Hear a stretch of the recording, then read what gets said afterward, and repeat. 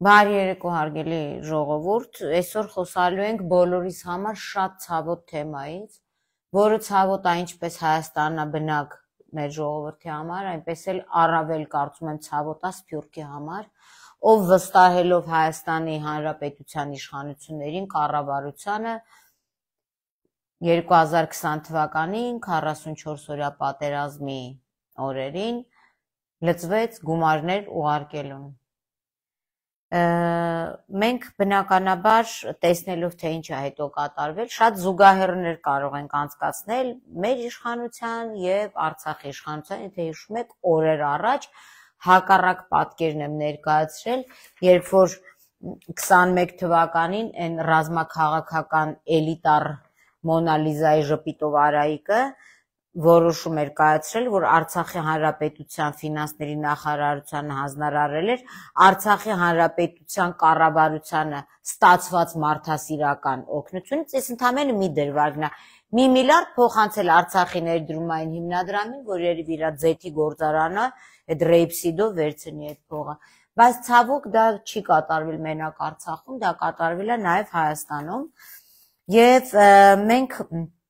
2021 թվականին հայցադիմում ենք ներկայացրել դատարան, որովհետև մեզ դիմել էր մի քաղաքացի, իդեպ շատ մարդիկ փորձեցին դիմել, որովհետև մարդիկ իրենց տունը վաճառել էին, Սփյուռքում ապրող մեր քույրերն ու եղբայրները Ամերիկայից նենց չի որ փողի ծառեր են աճում, լոսում, սենց քաղել էին ու ուղարկել էին, ամեն մեկ իրան նեղություն տալով մեկը վարկով մեկ իր երեխայի ուսման փողը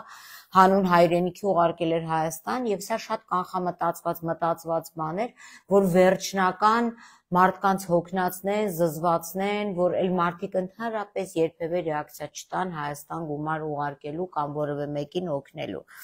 Ինչևէ, մեր կազմակերպության ներդիմել մի քաղաքացի, որի անուն ուղղակի անձնական տվյալը չեմ ուզում հնչեցնեմ, տարիքով մարդ, 70 անց, որը իրականում հայրենիքի համար, նրա համար, որ հաղթենք այդ պատերազմում, զինվորի համար, զինվորի,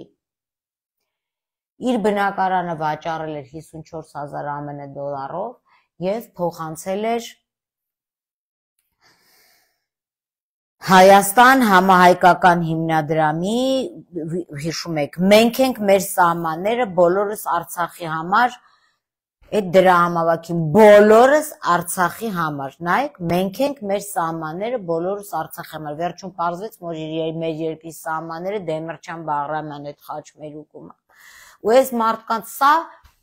դարի երևի խարդախություններից մեկն էր, որ մարդիկ ամեն ինչ ուղարկեցին գումարներ Սփյուռքից, բայց այդ գումարները ծախսվեց այլ նպատակով։ Եվ 2020 թվականին մեր այն անձնավորությունը, որ դիմել էր մեզ, մինչև 2020 թվականի հոկտեմբերի 13-ը, հոկտեմբերի 9-ից հոկտեմբերի 13-ը ընկած ժամանակաշրջանում, այս մարդը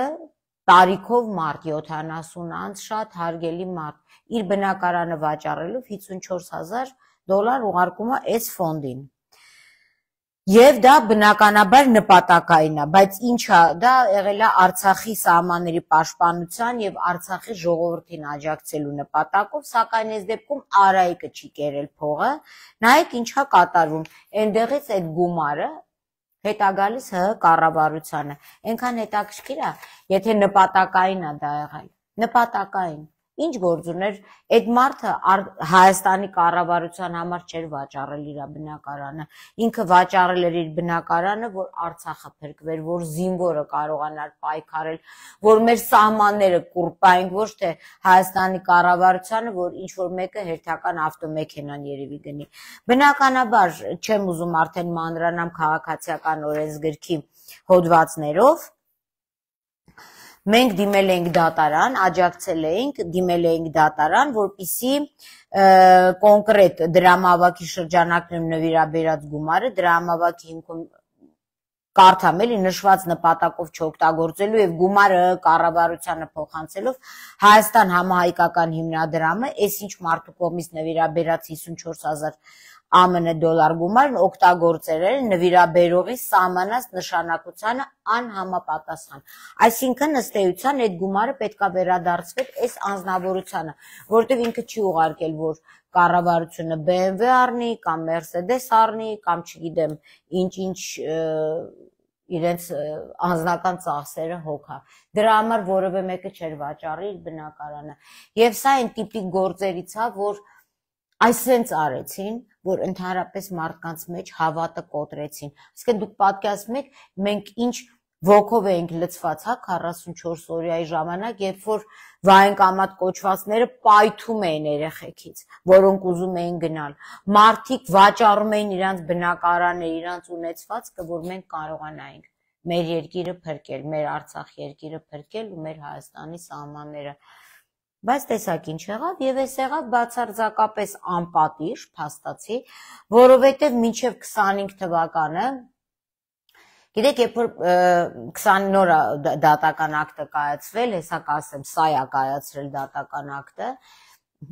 այլ բան սրանից սպասելու չէր, ես հեսա կներկայացնեմ ով է սա, ու սրանից ինչ կարելի էր ընդհանրապես սպասել։ Մինչև այդ մի որոշ ժամանակ եմ պրիդվորնի սուդյա Ռուբեն Ներսիսյանն էր, ասենց են, որ դյուպոն զաժիգալկան հապտտացնում է ձեռի մեջ դատական նիստերի ժամանակ,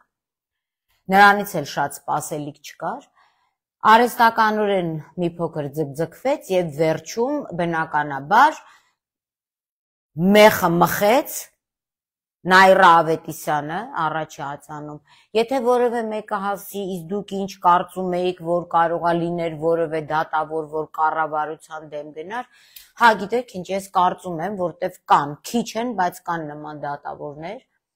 եւ բացի դրանից մի օր սա ավարտվելու է, մի օր ավարտվելու է մեր ազգի դագաղին մեխ մխելու process-ը, այս դատավորական չագուջներով, ավարտվելու է ու այդ ժամանակ, եթե ասենք այս բանը հարցնելու բա ինչի է ժամանակ չենք արել, դրա համար հիմա մենք սա անում ենք, որ պատմության մեջ սրանք մնան, որպես հայրենիքի դավաճաններ, որպես մարդիկ, որոնք մենակ կեղեքել են, այս սաղ սրա կենսագրությունը պատմելու եմ, թե սա ով է և ում պատվերն է կատարել, արդյոք սա կարող էր այլ դատական ակտ կատարել, բնականաբար ոչ, որովհետև դատական համակարգում, մանավանդ այս վերջերս խայտառակություն, օր-օրի տեսնում ենք, դատական համակարգում առկա են դատավորներ, և նոր էլ նշանակվում են դատավորներ, որոնց վրա կա այսքան կամպրամատ, այսքան կամպրամատ, ու այս մարդիկ հասկանում են, որ իրանք սենց թելից են կախված, թելից, մազից են կախված, որ եթե չկատարեն հրահանգը, մի րոպեվա մեջ սրա վերաբերյալ վաղուց պետքա հակակոռուպցիոն կոմիտեն սրանով զբաղվեր, վաղուց պետքա դատախազությունը զբաղվեր, վաղուց բարձրագույն դատական խորհուրդը պետքա զբաղվեր, վաղուց արդարադատության նախարարը շատ հարգելի Տիկին Գալյան, երբ որ ասում եք համակարգային կոռուպցիա չկա, կա, բա սա ինչ է որ համակարգային կոռուպցիա կա, սա այս մեր տնից են բերել, համակարգային կոռուպցիա, երբ որ դատավորը ակնհայտ դատական ակտը մերժում է, գիտեք ինչ, նայեք ինչի մասին է խոսքը, ասում են, դե օրինական ուժ, այդ օրինական ուժ բառը, որ ասում եք, այդ նես չէ, որ ասում են Աստծու գործերն անքննելի են, եթե 3 կոռումպացված առաջին ածան վերաքննիչ, ենթադրենք վճռաբեկ, հա, 3 շարքա, կամ քննչական ու դատախազություն, մեկի ոչ չվերացված դատական ակտ կա, չվերացված քննիչի որոշում կա, ձեր քննիչներն ինչ են, դատավորներն ինչ են, որ չվերացվածով դուք մարդկային ճակատագրերի հետ խաղաք։ Ես հեսա կներկայացնեմ սա ով է, որ դուք պատկերացնեք սրա գրագիտության մակարդակը, կոռումպացված լինելու մակարդակը, ազգակցական կապերը, ով է Նայրա Ավետիսյանը։ Այս վերջերս անընդմեջ ինձ հանդիպում են դատավորներ, որոնց էսենց դեմ արդեմ տեսել եմ, որոնց բարևարկության քննությանը ներկա եմ եղել, մեկ են Ռիմա Առաքելյաններ, Վայոց ձորի Ռիմա Առաքելյան, Մեկն էլ սա է ու երևի սենց հերթով գնալու ենք այս դատավորներին պիտի ժողովուրդը ճանաչի սա այն դատավորն է որի վերաբերյալ էլ փաստաբան չմնաց էլ մամուլ չմնաց որ տարիներով գրի բայց հարգելի բարձրագույն դատական խորհուրդ հիմա հարց եմ տալիս սա այն դատավորն է որ պետքա պահել որ կնոպկայով պուլտով զակաս կատարի հա արդարադատության նախարարություն իշխանություն կառավարություն եւ այլն Սրան ինչ պատվերել տան, սա կատարող է, սա ես անդրադառնում եմ, սա այն դատավորն է, որ մեռած 6 տարի մեռած մարդու վերաբերյալ դատական ակտ է կայացնում։ Ով է սա ընդհանրապես։ Սա այն դատավորն է, որ Երևան քաղաքում մի դրամով երկու անգամ մի դրամով տարածք առնում։ Ես հիմա խնդրեմ, որ ցույց տանք այդ տարածքը, սա վերջն է։ Սենց բան գոյություն ու հանկարծ որևէ մեկը չասի, որ դա տեխնիկական վրիպակ է, որտեղ այդ դեպքում ստիպված կլինեմ հրապարակել այն, ինչը չեմ հրապարակում այսօր։ Տիկին Նաիրա Ավետիսյան, դուք լավ հիշում եք։ Դա տեխնիկական վրիպակ չի, դուք կարող գնաք ուրիշ մարդկանց խաբեք։ Դա բացարձակ տեխնիկական վրիպակ չէ, որտեղ դուք դրա բացատրությունը տվել եք, որ դա ցեզ նվիրել է համատիրությունը, այդ համատիրությունը մի օր չտեսանք մեկին կոմիտասի վրա գեղեցկության կենտրոն նվիրի, հələ մի հատ նայեք էլի, այն կոշկակարի բուտկաները ալնում է, որ համ կոշիկ են, այն կոմունիստների ժամանակ կար դոմ բույտը, այն որ ամեն ինչ կար, մեջը կոշկակար կար, վարսավիտ կար, բան լատկա անող կար, ամեն ինչ կար, մանիկյուրշիցա կար, հիմա էսա։ Ձեր վստահելի խորհրդատուն եւ ուղեկիցը Golden Legs գեղեցկության կենտրոն։ Նա կարող է կողմնորոշվեք սոտկի դուք ով եք։ Տակնի գրեիք, մասնավոր դատավոր։ Միշտ կլներ որ։ Ուրեմն այս տարածքը, այս տիկին դատավորը Առելա մի դրամով կոմիտաս պողոտա, եթե չեմ սխալվում, մի րոպե, կամ 30 հասցենա, 30 հասցենա, եթե չեմ սխալ, հա, 30 հասցենա, 72 մետր, քառակուսի մետր տարածք, մի դրամով, один դրամ, Դուք պատկերացնում եք ոնց է, չէ՞ տենց ստացվում։ Այս վերջերս այն մի դատավորը, այն Վայոց ձորի Ռիմա Առաքելյանը Փարիզյան սուրճի դիմաց, ով Երևանաբնակները գիտեն ամենաթանկ տեղն է Աբովյան փողոցի վրա $200 էր տուն վարձում։ Սա մի դրամով է գտ։ Դուք կարող եք արտոնյալ այլ մոլորակայիններ եք, զիլոնեի չիլավեչկի, որ դուք գալիս եք այտենց ամեն ինչ ձեր համար ձրի է։ Ես գիտեք ինչ, ես որպես Հայաստանի Հանրապետության քաղաքացի, որպես մարդ չեմ ուզում թույլ տամ, որ սրանք ինձ ձեռ առնեն։ Ինչն եմ ձեռ։ Ու սա բարձրագույն դատական խորհուրդ, տիկին Սրբուի Գալյան, դուք սրա մասին գիտեք, ասում եք համակարգային կոռուպցիա չկա։ Համակարգային կոռուպցիան էլի այդ կանաչ մարդիկ չեն սենց սուրականներով, որ գալիս են իրար հետևից։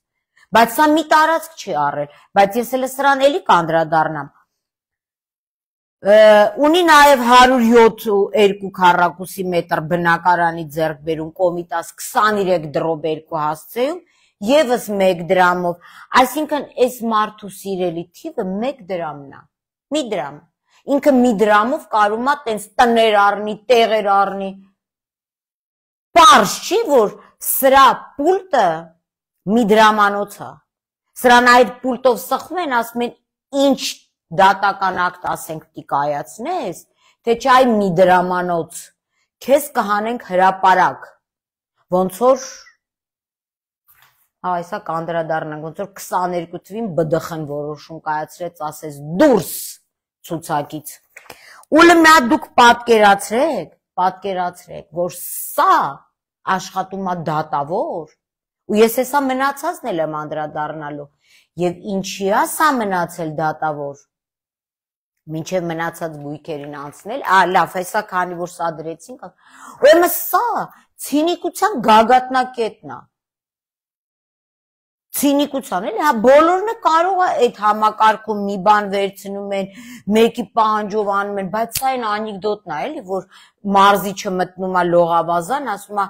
չգաք էլ լողանալու լողավազան դու, Հետո մեկը ասում է դու չգաս լողավազան, ընդհանրապես չգաս, դու քեզ ասում է ինչի, պարոն Մարզիչ, ասում է ներեցիք, իհարկե, ասում է դու միզում ես լողավա։ Ասում է բոլորն է միզում են, ասում է շան տղա, դու վիշկայից ես միզում։ Հիմա եթե բոլոր դատավորները անում են ապօրինություն, սրա արածը վիշկայից է։ Ամենաբարձր ծելե բաշնյայից է, Աստան Էյֆելյան աշտարակից է սրա արածը։ Ես ոնց կարող է Մարինա Պողոսյանը տենում է, այն մնացածը չեն տենում, տառը ճանաչ չեն։ Այն Չիչյանին ենք խեղճ անուն կպցնում, բայց Չիչյանը դուրս եկավ, երևի մեջներից դուրս եկավ բավականին արդարամիտ։ Հիմա նայեք, ուրեմն ցինիկությունը սահմաններ ունի, էլի, բան ցինիկություն без границ. Without borders, cynicism without borders. Ուրեմն եթե դու ես, գիտես քո արածները, գոնե միտեղ են մի մութանկյունում փիսիկի պես նստի չտեսնեն քեզ, բայց սա այն կարգի մեջ կունի իդեմս իր ամուսնու, որին հեսա կանդրադառնանք, որ սա դիմել էր, որ հակակոռուպցիոն դատարանում գնա, դատավոր, որ պայքարի կոռուպցիայի դեմ, լավ, Էսենց ձեռառնոցի ընդհանրապես բնության մեջ կարա լինի, հա? Դուք պատկերացնեք մարդ ինչ կարգի պետքա լինի, որ, եւ ես սրա բարեվարկությունն է մինուս եմ դրել, որի համար գնացել էր ամենտեղ բողոքներ ա գրել իմ վրա։ Սա մինուս չէ, մինուս անվերջություն, սա պիտի դատված ելներ։ Իրա ներկայացրած հայտարարագրի համար սա պիտի դատված ելներ, այս երևույթը։ Ոչ թե սազնարներ գնար սենց նվագելով սազանդար բողոքներ ներկայացներ։ Նենց չի, որ ինձ հետաքրքիր է, տեսեք, այսքան տարի անցել է։ Եթե ես համահայկական հիմնադրամի փողերի համար սա սենց ապօրինի լկտի դատական ակտ չկայացներ, ես նույնիսկ կապսոսայի իմ շուրթերը, բերանս, սրա անունը իմ բերանս պղծելու։ Որտեվ ինչ խոսա սրա մասին բան ասված է, մի դրամանոց դատավոր, մի դրամով տուն է առնում, էլի, տները առնում, մի դրամով։ 22 թվականին, երբ որ սա դիմել էր, որպեսզի դուք պատկերացնեք հակակոռուպցիոն դատարանում, այսինքն սա պայքար էր կոռուպցիայի դեմ։ Բա մեկը չէ շուրգա դատական նիստի վրա 10 ընկեր դատավոր, այդ որ դու մի դրամով կոմիտասի վրա առաջի գից տուն ես առնում։ Դու ով ես, որ դու ինձ ընդհանրապես դատես, այս սենց կործանվեց էլի մեր երկիրը, սենց անխափան յուրացվեցին փողերը, որտև չագուճն էլ է իրանց ձեռը, մեղն էլ, այս սենց մխեցին, ասին ոչ, այդ 54,000-ը կառավարությանը դուք դի փոխանցեիր, բա ոնց որ ասում են, դուք Արցախի ներդրումային հիմնադրամ փոխանցել եք, մենք որոշել ենք, որ այդ փողը Արայիկն ու Բակոն ուտեն, մենք ձեզ հետ տվող չենք, այ այս ձևի պղծվելա մեր երկրում արդարադատությունը, մենք մի խնդիր ունենք, կոռուպցիան է, սրանց պետքա ավելով, այն մեծ ցախավելով, որ տրանսպորտի, համել տրանսպորտա վրա նստում թռնում են, այդպես ցախավելով այս կոռումպացված,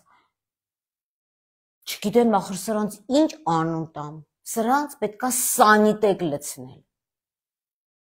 Հիմա նայեք, 2022 թվականին սա որ դիմել էր, որ դառնա դուք պատկերացնում եք հակակոռուպցիոն դատարանի դատավոր ապօրինի գույքի բռնագանձման գործերով։ Այսինքն եթե մի հատ իրական մենք այսօր ունենանք արդարադատության նախարար, բարձրագույն դատական խորհուրդ, հակակոռուպցիոն կոմիտե, դատախազություն քննչական, իրան պետք է սենց լրիվ բռնագանձեն տեղից տեղ։ Ու ինքը էլ պետք է աներ, բաբկի решают все. Եվ хорошие связи, լավ կապերը։ Նույնիսկ Չիչոյանը դեռ 2022 թվականին որոշմամբ սրան ուր ասա որոշել են, որ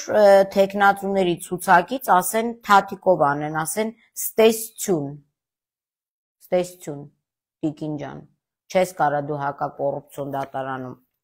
աշխատես, որից հետո հեսա, խնդրեմ նայեք, Նայր Ավետիսյան, դե Սյուզաննա Վարդանյանը դա էպոպեա է, եթե մի օր հանգարց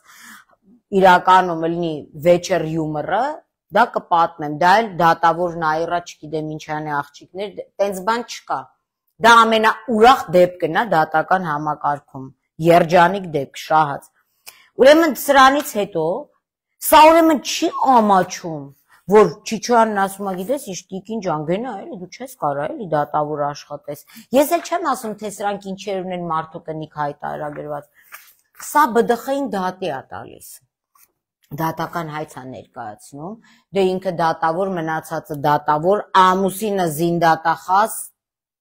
ինչ է եղել որ, բայց երևի թե հետո որոշակի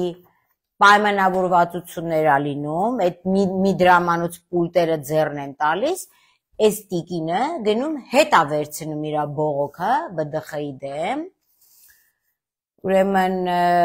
ԲԴԽ-ն ասեցի 2022 թվականի օգոստոսի 4-ին որոշում էր կայացրել 10 դատավորներին հանել այդ ցանկից, որում Նայրա Ավետիսյանն էր,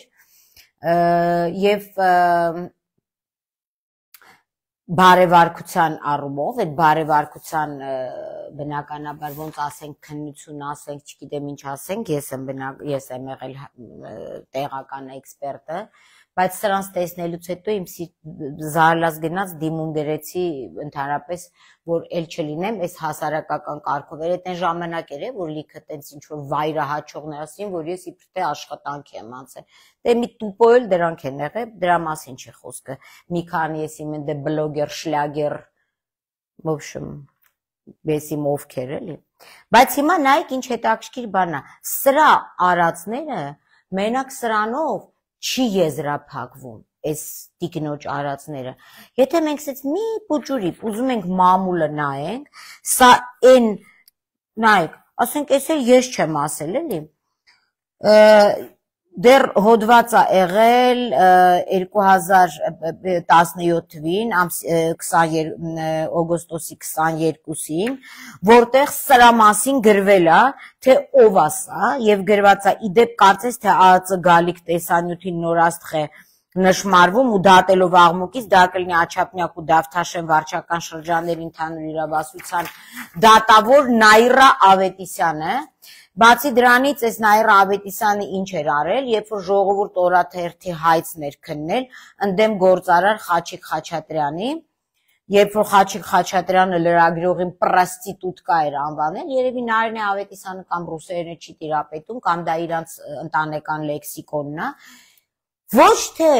դուք պատկերացնում եք, հələ Ժողովուրդ օրաթերթից էր գումար բռնագանձել Խաչիկ Խաչատրյանի օգտին, այս Նարինե Ավետիսյան, դերևին կսիրում է տենց փորով լավ ջաջաներ։ Դրանից եւ այստեղ մի հատ ուրիշ հարց կա, որ նույնիսկ մամուլում էր բավականին գրված, որ Նայրա Ավետիսյանը ընդհանրապես թքած է ունեցել օրենքի վրա, դրա մասին գրել է նաեւ դրանով դիմել է նաեւ փաստաբան Նորայր Նորիկյանը, երբ որ Նարինե Ավետիսյանի, այս Նայրա Ավետիսյանի ձեռքով 8 միլիոն դրամ գցվել է մեկ այլ անձնավորություն, բայց ամենապիղծ ու նողկալի երևի թե ստեղ բանն էր, Գևորգ Դավթյանն էր անդրադարձել, էսա Գևորգ Դավթյան փաստաբանն էր անդրադարձել, սա ընդհանրապես ունիկալ է։ Մահացած անձի դեմ 6 տարի առաջ մահացած անձի դեմ վճռակայացնում Նայրա Ավետիսյան, սրա ուղեղի մակարդակը։ Դուք ասում եք կոռուպցիա չկա, տիկին Գալյան համակարգային։ Կոռուպցիան մենակ բամբաներկա ու կաշառքն է, մի դրամով տուն առնելը այդ կոռուպցիա չի, չէ։ Մահացած անձի նկատմամբ դատական ակտ կայացնելը կոռուպցիա չի։ Ժուրնալիստի լրագրողի շայրը ոտնահարելը կոռուպցիա չի, вообще ոչ միտեղ կոռուպցիա չկա, եւ այստեղ շատ հետաքրքիր Նորայր Նորիկյանի բառերն եմ հիշում, որ ասեկոսեում է նորից տպվել, որ որոշ դատավորների գործունեությունն ուղղակի խայտառակություն է, փաստաբանը խոսել է Նայրա Ավետիսյանի մասին եւ գրել է. Երիցս համոզվում եմ, որ մեր պետությունը քանդվելու է հենց այս տեսակի մարդկանց գործունեության պատճառով։ Այո,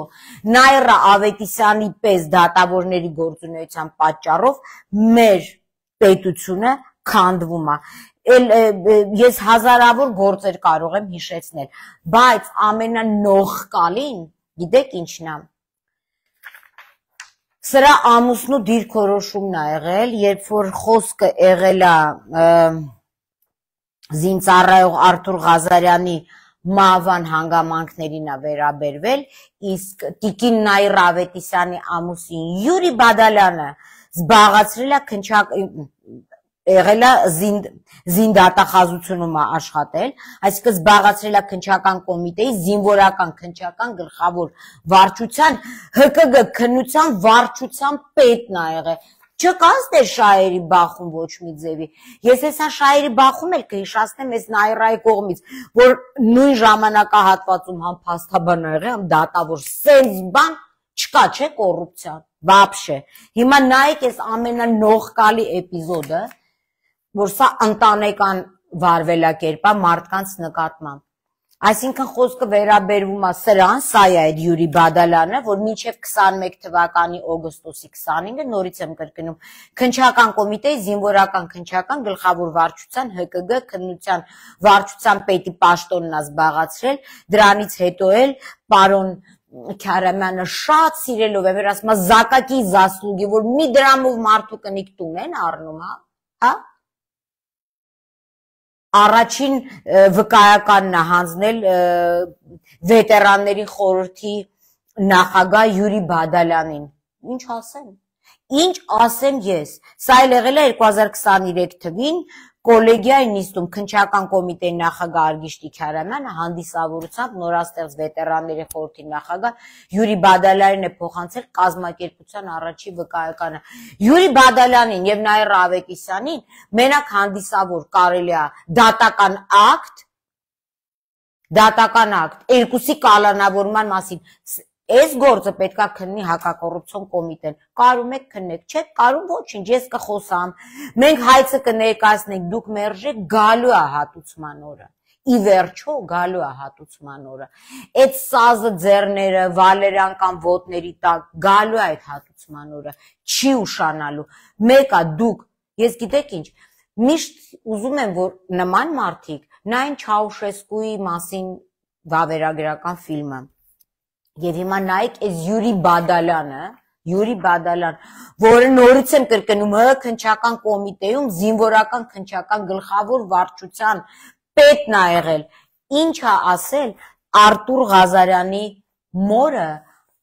երբ որ կինը, հա, դիմել ա,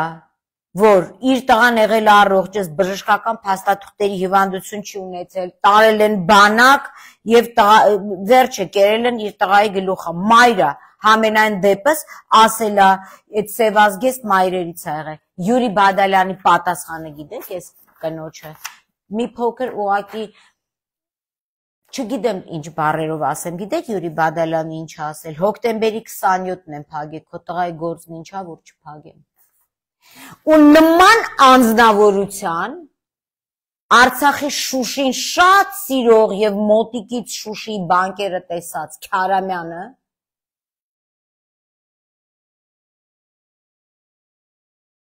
հանդիսավորությամբ վկայականատալի եւ սա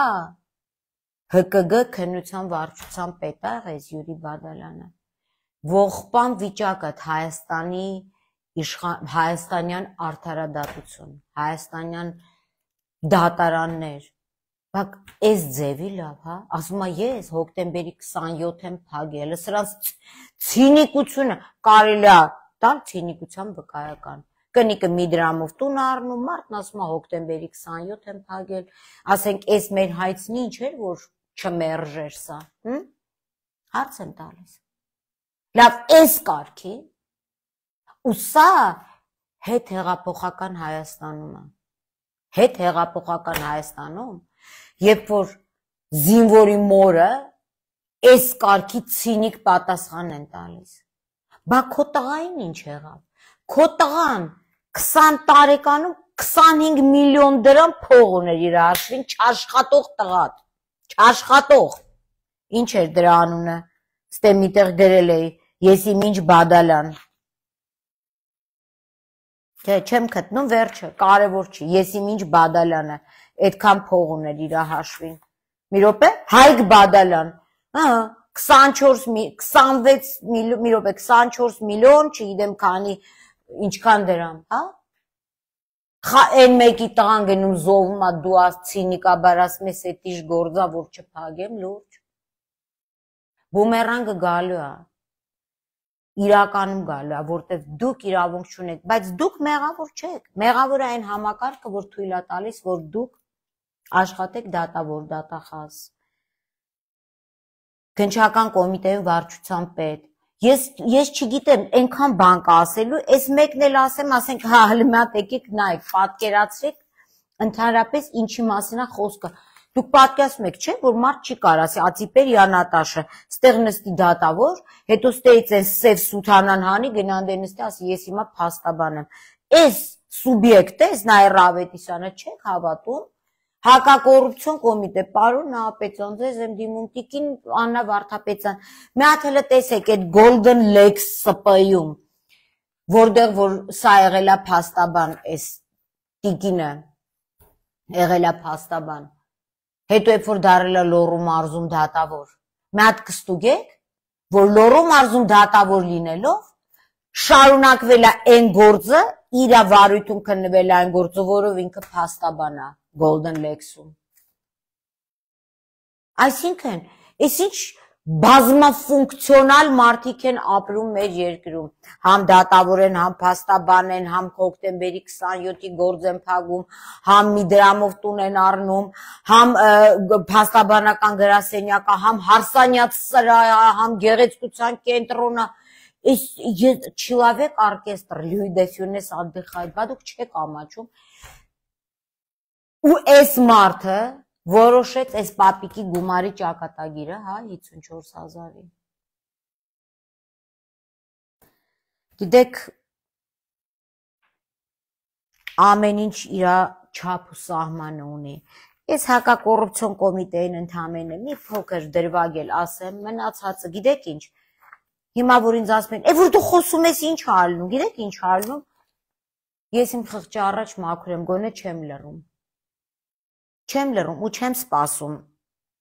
որ սրանց տանեն դատեն, հետո գեդին ընգած ես տաշեմ դանակը ձեռս։ Ես եզերին ողջ եմ տշում, իրանց իշխանության օրոք, որովհետև ի վերջո մենք ոչ իման հետներս չենք տանելու։ Այս լռությունն է, որ բերեց մեզ հասցրեց այս իրավիճակին։ Մեր լռությունը, մեր անտարբերությունը ասա, հա դե մեկա բան չի փոխվի, հա դե չեք փոխվի։ Եթե բոլորս ասենք, բոլորս, Նաիրա Ավետիսյանի նկարները պետքա բիլբորդերով լինեն, որ թե ինչպիսին չի կարելի, որ լինի դատավորը։ Ասենք, տեսեք, օրինակ շատ հետաքրքիր է, Տիկին Գալյան, երբ որ ասում եք կոռուպցիա չկա, ես ասում եմ, խնդրում եմ վերցրեք 2019 թվին, տեսեք ձեր դատավոր Նաիրա Ավետիսյանը Ինեկո բանկի քանի հայց է քննել, քանի հայց, հա, 31 գործ Ինեկո բանկի, բոլոր գործերը լուծվել է ի օգուտ Ինեկո բանկի, որից հետո ստացել է արտոնյալ եւս 18 միլիոն վար, բայց դրանից առաջ էլ է ունեցել։ Դե եթե որևէ մեկը պատկերացնում է, որ կոռուպցիան մենք պետքա սենց են կինոներում լնում, այ մեջնի բանկնոտ է, որ լույսին պահում են վրան սենց նեոններ ալնում, այդ տեսնենք, կամ գնանք կանգնենք այդ փող տալու պահը տեսնենք, չէ, չի կոռուպցիան, կոռուպցիան նախ անգրագիտությունն է, եւ կոռուպցիան էս ամենաթողությունն է, այս իմ պատմած դրվագներից ցանկացած քաղաքակիրթ երկրում, այս տիկինը ոչ թե դատավոր չէր աշխատի, այլ կգտնվեր հանրությունից մեկուսացված վիճակում, իսկ իր ամուսինը հոկտեմբերի 27-ը, ինչպես է մարտի 1-ն էր, դա մեր ազգի վերքն էր, դուք պատկերացնում եք սրանց ցինիզմը, որ որդեկորուս մորը ասելա քո տղայի գործն ինչա որ չփակեմ, ես հոկտեմբերի 27 եմ փակել, էսա, ես ձեզ իրազեկում եմ, դուք իմացեք, հաջորդ անգամ կարող եք սրա մոտ դատական նիստի գնալուց այդ ամեն ինչը ասել, կարող եք չասել, կարող եք ասել, որ մեկա ոչ իման չի փոխվելու, բայց ես համամիտ չեմ, Տիկին Նաիրա Ավետիսյան, գոնե դուք, արդեն եսի մեծ զառամյալ տիկին եք էլի, գոնե մի փոքր պարկեշտություն ունեցեք, քանի դեռ այսքան է չէր խոսվել, հեռանայիք էլի ձեր զբաղացրած պաշտոնից դատավորին։ Մեկա դուք դատվելու եք, սես թե նենց դուք դատվելու եք։ Ես չգիտեմ բարոյականությունը ընդհանրապես ունի սահմաններ կամ անբարոյականությունը, բայց դուք չմտածեցիք այդ պապիկի մասին, որ իր բնակարանը ծախել էր 54,000, դա $54,000 ձեր համար փող չի։ 54,000-ով պատկերացնեք, քանի հատ Միդրամանոց բնակարան կառնեիք ստեղից մինչև Ադրբեջանի սահմանները։ Ինչ ասեմ, այս ամեն ինչը չեք վայելելու։ Չեք վայելելու։ Նայեք ձեզ հայլու մեջ ու տեսեք, որ ուղղակի չեք վայելելու։ Իսկ դուք Տիկին Սերբույգալյան, երբ որ ասում եք, որ համակարգային կոռուպցիա չկա, միգուցե դա ձեր ցանկությունն է, որ ես ողջունում եմ, կուզենայի, որ չլիներ համակարգային կոռուպցիա, բա սա ինչ է։ Սա ինչ է։ Ես կարծում եմ, սա հենց համակարգային կոռուպցիայի ամենավառ օրինակն է, բարձրագույն դատական խորհուրդ։ Սա ինչ է։ Սա ինչ է։ Դատավորների էթիկայի հանձնաժողով, սա ինչ է։ Տիկին Վարդապետյան, այս ինչ է, դուք մի դրամով տուն գնաց գաք, հակակոռուպցիոն կոմիտեի ղեկավար, սա ինչ է։ Սա հենց այն կոռուպցիոն քեյսն է, որտեղ կան փող կապակցված անձիկ, որտեղ կան շահեր, որտեղ կա շահերի բախում եւ այլն եւ այլն եւ այլն, եւ հենց նման խոցելի դատավորներին վերցնում են համակարգ, որպիսի հետո, այս հələ ես այսքանն եմ պատմում, sense պատկերացնեք, ստեյց ինչքան բան կարամ հանեմ, իսկ ինչքան բան կարա հանի իշխանությունը, որ հենց պետքա որ